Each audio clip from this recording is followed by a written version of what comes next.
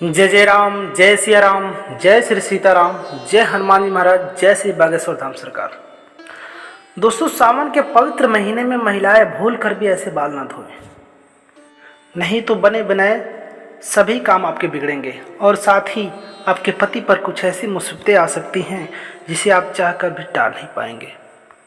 तो कौन सी होगी वो मुसीबतें, किस तरह से बाल धोने से आपके पति पर मुसीबत आ सकती है और किस सही विधि से अगर आप बाल धोती हैं और किस दिन आप बाल धोएंगे कि अपने घर में धन की बरकत कर सकते हैं, भगवान शिव को सीधे प्राप्त कर सकते हैं।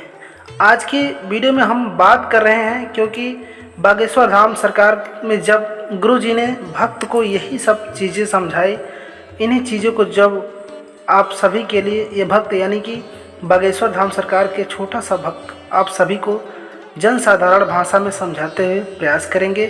आप एक एक चीज़ को ध्यान से सुनिएगा और अगर कहीं पर भी आपको लगता है कि आपको बात समझ में नहीं आई है तो आप बेझिझक होकर कमेंट बॉक्स में हमें पूछ लीजिएगा। तो बिना देर किए शुरू करते हैं आज की ये खास वीडियो। दोस्तों, सावन का महीना प्यार का महीना होता है, बहुत ही शुभ और खूबसूरत महीना होता है, उतना ही पवित्र जितना कि जल पवित्र होता है।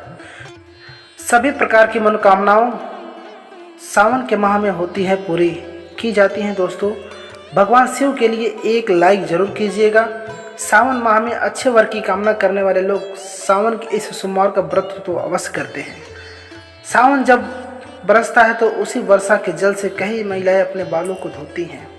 पूरे सावन महिलाएं लुत्फ उठाती हैं, तो क्या सावन की वर्षा के जल से बालों को धोना सही है?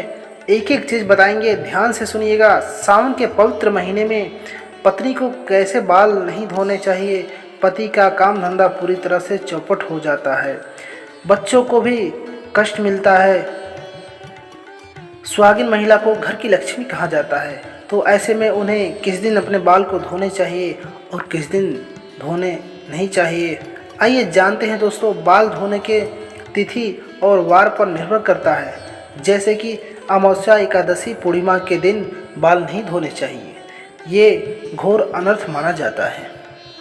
आपको बता दें कि अमावस्या, एकादशी और पूर्णिमा के दिन चंद्रमा नीच स्थिति में होता है और उच्च स्थिति में होता है, और फिर ज्योतिष के अनुसार चंद्रमा हमारे मस्तिष्क को प्रभावित करता है। और देखा जाए तो हमारे हिंदू धर्म में अमावस्या या फिर एकादशी को कोई भी व्रत त्यौहार हो, इस दिन पर बालों को नहीं धोया जाता है, यानी कि व्रत त्यौहार के से एक दिन पहले ही अपने बाल को धो लिया जाता है। जैसे कि रविवार को अगर आप व्रत कर रहे हैं तो एक दिन पहले ही अपने बालों को धोएं, परंतु कई जगहों पर इन बातों को लोग नहीं मानते हैं, तब उनको एक काम जरूर कर लेनी चाहिए।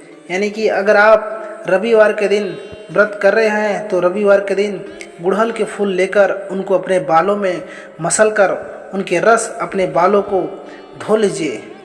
यानी कि अपने बालों में उन रसों को लगाने के बाद फिर आप अपने बालों को धो सकते हैं। इससे जो दोष लगने वाला रहता है वो आपको नहीं लगता है।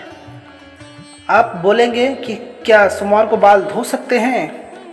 तो देखिए, सोमवार को बाल धो सकते हैं, लेकिन जो महिलाएं सोमवार का व्रत रखती हैं तो सोमवार को बाल धोएं, ये उपाय ज़रूर कर लें।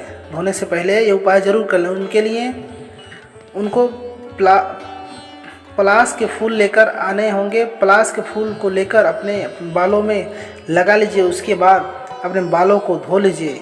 इससे आपके ऊपर अशुभ प्रभाव जो है वो समाप्त हो जाते हैं। साथ ही मंगलवार को अगर आप अपने बालों को धो रहे हैं तो उस दिन आप अपने बालों को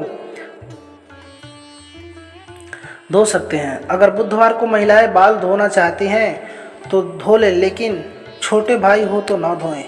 गलती से बाल धो लें या बाल धोना पड़े तो तुलसी के 5-6 पत्ते अपने बालों में मसल कर लगा लें, उसके बाद आप अपने बालों को धो सकते हैं।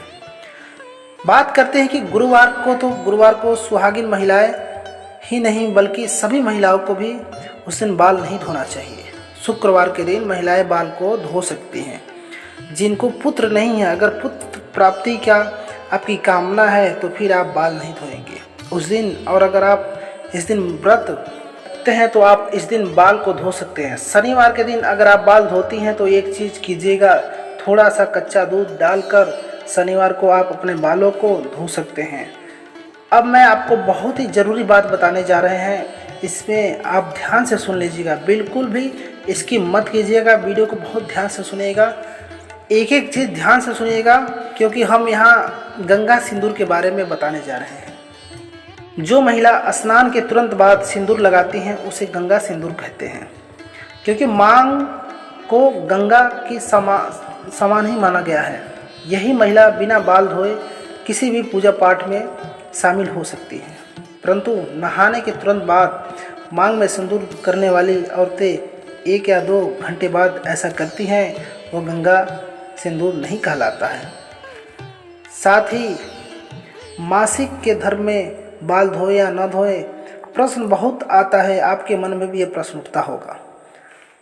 मासिक धर्म के समय बाल को धोए या न धोए, ये आपके मन में प्रश्न आता होगा। तो आपको बता दें कि अपने यहाँ अलग अलग, जैसे आप जहाँ रहते हैं वहाँ का अलग नियम होता है, तो अलग अलग मान्यताओं के अनुसार आप बाल को धो सकते हैं। माता सीता के अनुसार स्त्रियों को अपने बालों को कभी खुला नहीं रखना चाहिए। खुले बालों से घर में लड़ाई झगड़े अत्यधिक होते हैं। खुले बाल घर की विनाश करते हैं, जो कि इसका वर्णन महाभारत काल में भी मिलता है। खुले बाल घर में नकारात्मक शक्तियाँ लेकर आते हैं। खुले बाल घर में भूत प्रेत जल्दी आ जाते हैं, आपकी ओर आकर्षित होते हैं। किसी भी स्त्री को अपनी गुप्त बातें किसी अन्य को नहीं बतानी चाहिए। प्रिय दर्शकों, किसी भी स्त्री को अपनी गुप्त बातें किसी अन्य को नहीं बताना चाहिए। कभी भी अधूरा सिंदूर किसी महिला को नहीं लगाना चाहिए। हमेशा लंबा सिंदूर पूरी मांग में भरना चाहिए। अपनी मांग को में लगाएं। मुझे उम्मीद है कि आप सभी को आज की इस वीडियो का बाल धुलने से जुड़ी हर एक जानकारी पूरी तरह समझ में आ गई होगी। प्रिय दर्शकों, अगर आपको समझ में नहीं आई है तो आप हमें कमेंट बॉक्स में पूछ सकते हैं, हम आपका जवाब जरूर देंगे। हमारी वीडियो कैसी लगी, वीडियो पसंद आई तो वीडियो को लाइक कीजिए, और चैनल पे नए हो तो चैनल को सब्सक्राइब कीजिए, ताकि आने वाली हर वीडियो सबसे पहले आप तक पहुँचे। मिलते हैं हम आपसे अगले वीडियो में, तब तक के लिए नमस्कार।